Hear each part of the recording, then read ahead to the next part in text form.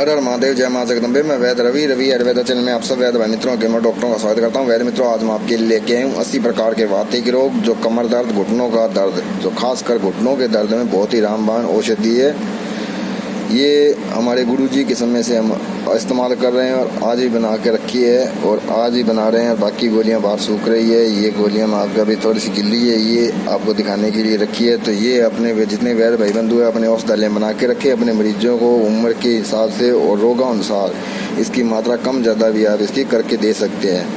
तो ये जितने भी हमारे नुस्खे हैं, 7-8 जितने भी नुस्खे हैं, मैं आपको सभी बताऊंगा। ये आप में से जो भी आपको उचित लगे, अच्छा लगे, वैसे तो सभी हम बना के रखते हैं, पर जो भी आपके पास जो जड़ी बूटियाँ उपलब्ध हो उसी के अनुसार आप ये बना कर रख सकते हैं अपने औषधालय में। और जो आमजन है वो कृपया कोई भी वीडियो या कोई भी एड देखकर, इस प्रकार की मसूरी देखकर, जिसको ये जड़ी बूटियों के औषधियों के बारे में, रस रसायन के बारे में जानकारी नहीं है, वो इस तरह की कोई भी दवाई घर में ना बनाए। क्योंकि हर रोगी की तासीर अलग अलग होती है, रोग अलग अलग होता है और रोग के अनुसार ही ये औषधियाँ निर्धारित करके उचित अनुपान के साथ ये दी जाती है, तभी ये काम करती है।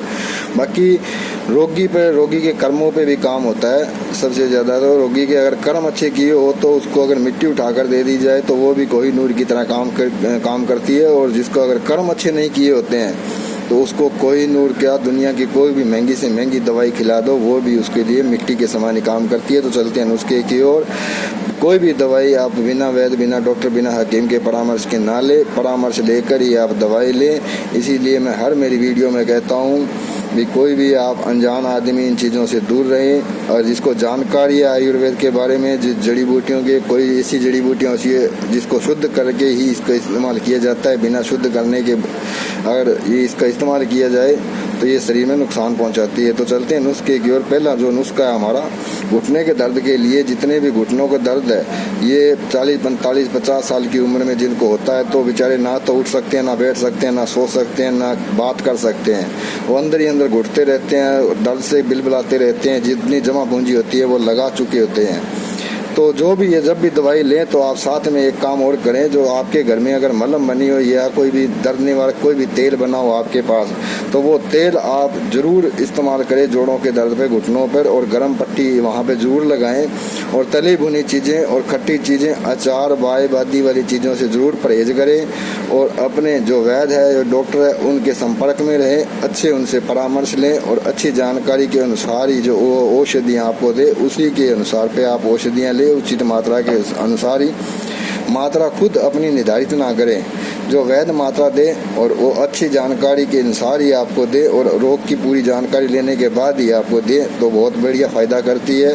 तो चलते हैं नुस्खे की ओर। आपने क्या करना है, काली मूसली, सुहांजना, बंसलोचन, नागरमोता, सलाजीत, बंसलोचन को अलग निकाली, बराबर मात्रा में लेनी है। काली मूसली, सुहांजना, नागरमोता का घन सत्व बना के और इसका वजन कर लीजिए। जितना ये घन सत्व है उतना ही बंसलोचन और सलाजीत इसके अंदर मिला के इस प्रकार की आपने गोलियां बना लेनी है। ये रोगी की रोग दशा, उम्र और रोग क्या है, कब से है, उसके अनुसार ही उचित अनुपान, उचित मात्रा के साथ, रासनादी कवात के साथ, रासनादी अर्क के साथ, या किसी भी अर्क के साथ, या काली मिर्च के अर्क के साथ, मंजिष्ठा अर्क के साथ, या कोई भी अर्क है, 10 मूला अर्क है या कवात है उसके साथ, या लोहा सब है, या अश्वगंधा अरिष्ट है, बला अरिष्ट है, इसके साथ वो जो मात्रा, जो अनुपान है वो आप दे सकते हैं। और दूसरा नुस्खा रासना पंचांग, जिसको अगर रासना की पहचान है, पंचांग की पहचान है, तो वो खुद जंगल से जड़ी बूटियों जो लेके आते हैं, तो वो रासना का पंचांग लेके आए। जो बड़ी कंटकारी होती है, एक छोटी कंटकारी होती है, जिसको एक तो बनवाटा भी कहा जाता है, जो बड़ी कंटकारी बृहर्थी कहा जाता है, उसका पंचांग। एक छोटी कंटकारी होती है जिसको भूरिंगणी कहा जाता है, जिसको शम्मक मोली भी कहा जाता है, और बनवाटा भी कहा जाता है, और भूरिंगणी भी कहा जाता है, कंटकारी भी कहा जाता है। तो ये आपने क्या करना है, इसका पंचांग लेना है। बृहर्थी का भी लेना, बड़ी कंटकारी का भी लेना, छोटी कंटकारी का। और दाना मेथी, पिपली, जवा, हरड़ और गिलो, ये बिल्कुल समान मात्रा में, और इनका 4 गुने पानी में इसका जव कूट करके घनसत बनाइए। घनसत बनाकर इसी तरह इसकी छोटी छोटी गोलियां बना के आप इसको रख लीजिए। रोगी की रोग दशा और उचित अनुपान, उचित मात्रा के साथ आप इसको रोगी को दे सकते हैं। तीसरा नुस्खा नागरमोता, हड्डजोड़, सुरजान, मिठी और काली मूसली, सौंठ और सुहांजना, ये बिल्कुल बराबर वजन में इसका जौकुट करिए, 4 गुना पानी में इसका घनसत बनाइए। घनसत बनाने के बाद इसी तरह आप गोली बना लीजिए मटर के हिसाब से, और रोगी की रोग दशा और उम्र के अनुसार आप मात्रा कम ज़्यादा करके उसको उचित अनुपान के साथ दें। चौथा नुस्खा, काली मूसली, हड्डजोड़, छोटी पीपली, निर्गुंडी, निर्गुंडी जो भी है यानी कि निर्गुंडी संभालू सिंधुवार जिसको कहा जाता है, ये ताज़ा लेनी है, पुरानी नहीं लेनी है निर्गुंडी। और बला मूल जिसको बला खरीटी बला, महाबला, अति बला कहा जाता है, बला मूल लेनी है आपने, बला बीज नहीं लेने, बला मूल और अजवाइन, इनका चूर्ण बना के यानी बराबर मात्रा में चूर्ण लेना है। और सुहांजना और अश्वगंधा यानी ये भी थोड़ा इनके बराबर, जितनी जितनी इनकी मात्रा उतनी इनकी सुहांजना और अश्वगंधा की लेनी है। अश्वगंधा और सुहांजने का जौकुट करके क्वाथ बनाइए। क्वाथ की इन बाकी चीज़ों को जैसे यानी कि हड्डजोड़, छोटी पीपली, निर्गुंडी, बलामूल, अजवाइन, काली मूसली को इनके क्वाथ, अश्वगंधा और सुहांजने क्वाथ की 5 भावना दे के गोलियां बना लीजिए मटर के समान। ये आप रोगी की रोग दशा देखकर उसको उचित मात्रा निर्धारित करके उचित अनुपान के साथ दें।